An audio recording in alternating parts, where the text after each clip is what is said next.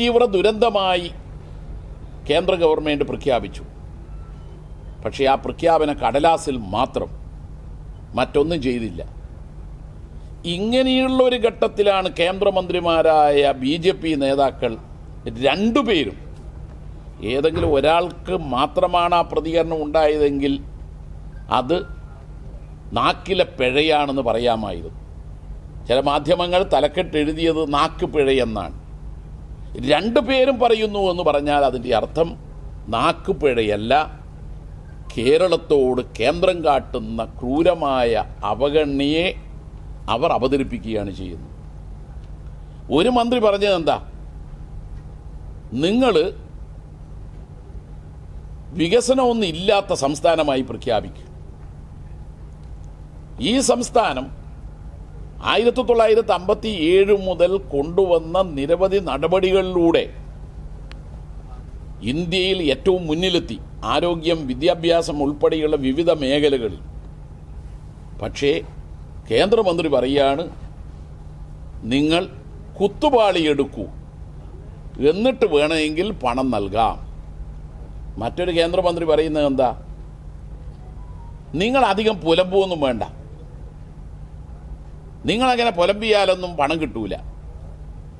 ഈ രണ്ട് കേന്ദ്രമന്ത്രിമാരും കേരളത്തിന് പൊതുശല്യമാണ്. അങ്ങനെ കേന്ദ്രമന്ത്രിമാർ കേരളത്തിൽ വന്ന് നാടിൻ്റെ ക്ഷേമവും വികസനവും പരിഗണിക്കാതെ മുന്നോട്ട് പോയാൽ ജനം അതിശക്തമായി പ്രതികരിക്കും.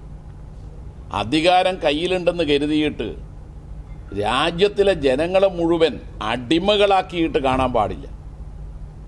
മറ്റൊരു പ്രതികരണം നടത്തിയ എന്താ, ആദിവാസി ക്ഷേമ മന്ത്രി ഉന്നത കുല ജാതീയനാവണം.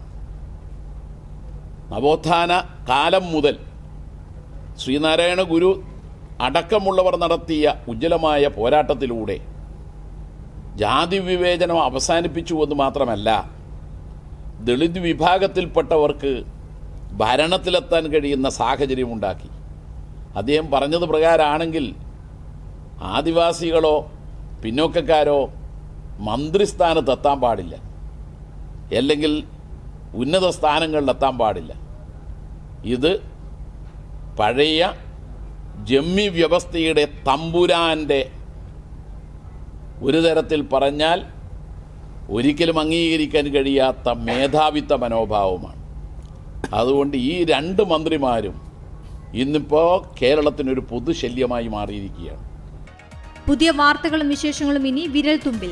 എല്ലാ ഡിജിറ്റൽ പ്ലാറ്റ്ഫോമുകളിലും ഇപ്പോൾ സീ മലയാളം ന്യൂസ് ലഭ്യം.